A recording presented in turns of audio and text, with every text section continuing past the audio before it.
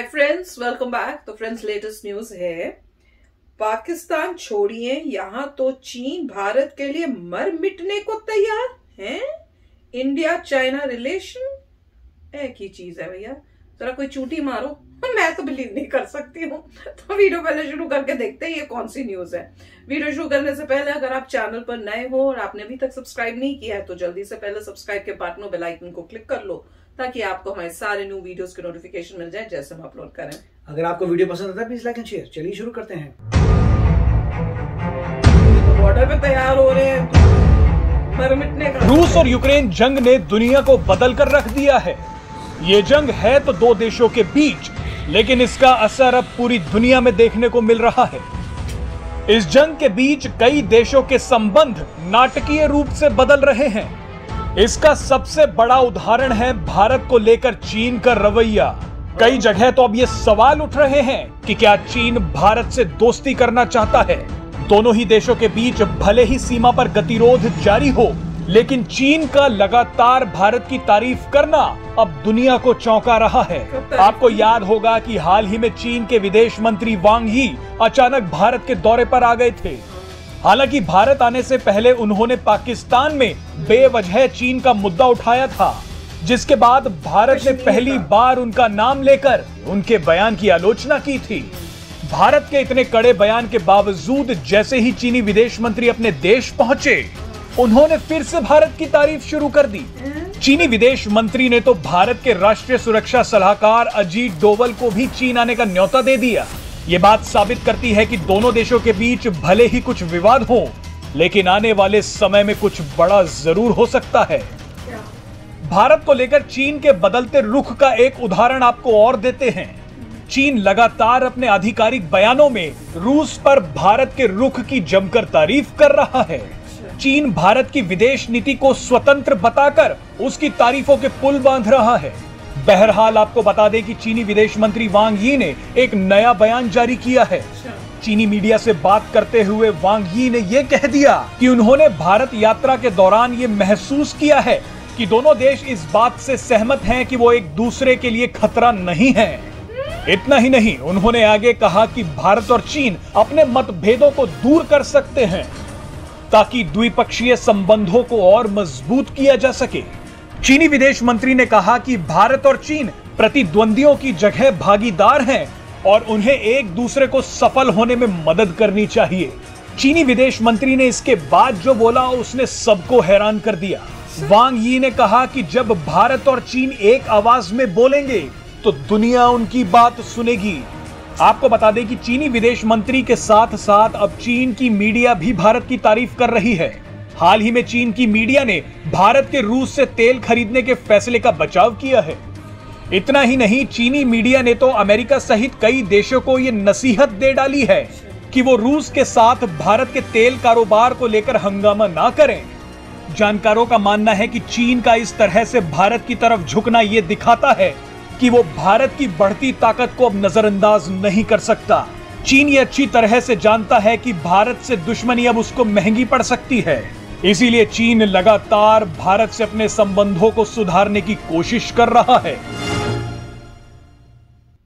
तो फ्रेंड्स, आप बताओ, आप बिलीव करते हो? चाइना को बिलीव करते हो जो ऐसे बोल रहे हैं और जैसे बता रहे हैं कि बड़ा साथ दे रहा है इंडिया का, और इंडिया के साथ ये बोल रहा है कि भैया अब हमारी राइवरी नहीं है, हम तो दोस्त बनना चाहते हैं और हमें कोई खतरा नहीं है एक दूसरे से। इस टाइप की ऐसे बड़ी बड़ी स्टेटमेंट जो छोड़ रहे हैं एकदम से ही, आप क्या उसको बिलीव करते हो?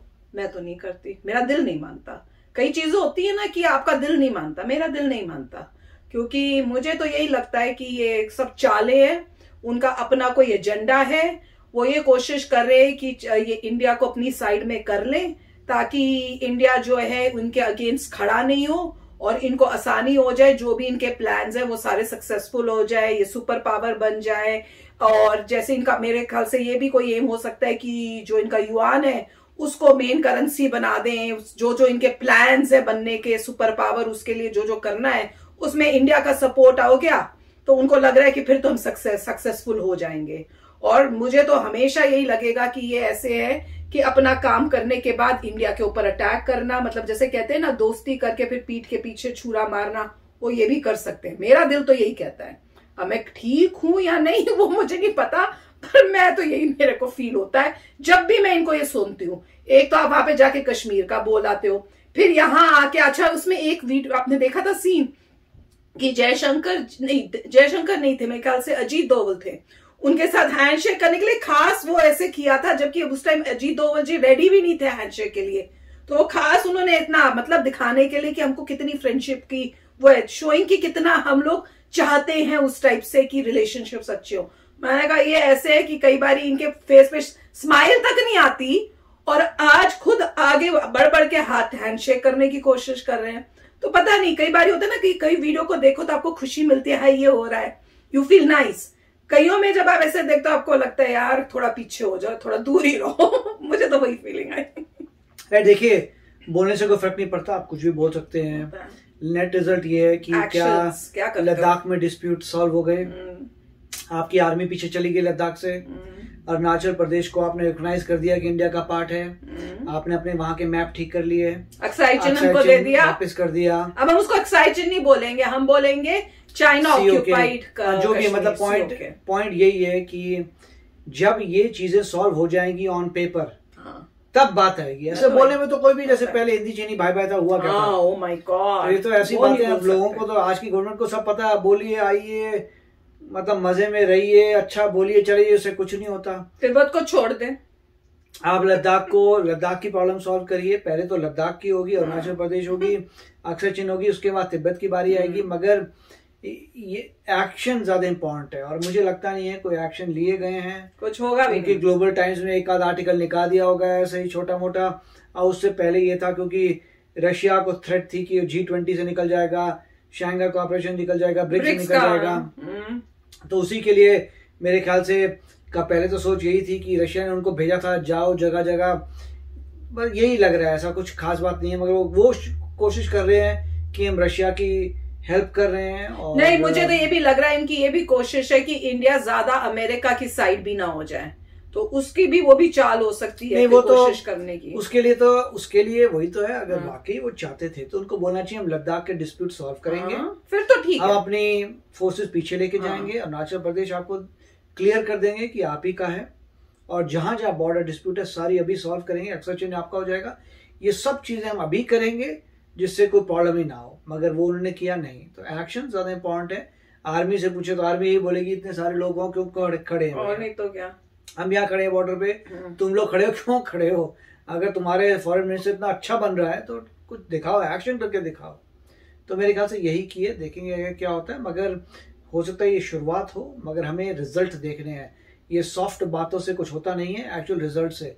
जो रिजल्ट दिखेंगे ग्राउंड में तब गवर्नमेंट कहेगी, तब लोग कहेंगे ठीक है अब सही रास्ते से काम हो रहा है। तो आप ही बताना आपका क्या फीलिंग है। मैं तो कह रही हूँ, मैं तो वीडियो जब देखती हूँ ना मेरे दिल को धुक होते है और डर लगा होता है कि भैया संभल के मेरा तो यही फीलिंग होती है। तो चलो चलते हैं, मिलेंगे नेक्स्ट वीडियो में बहुत ही जल्द। Till then take care and bye bye. तो अगर आप मेरे इस चैनल पे नए हो तो जल्दी से सब्सक्राइब के बटन को हिट करो और बेल आइकन को क्लिक करो, ताकि आपको मेरा जब नया वीडियो मैं लगाऊं आपको उसके बारे में जल्दी से पता चल जाए।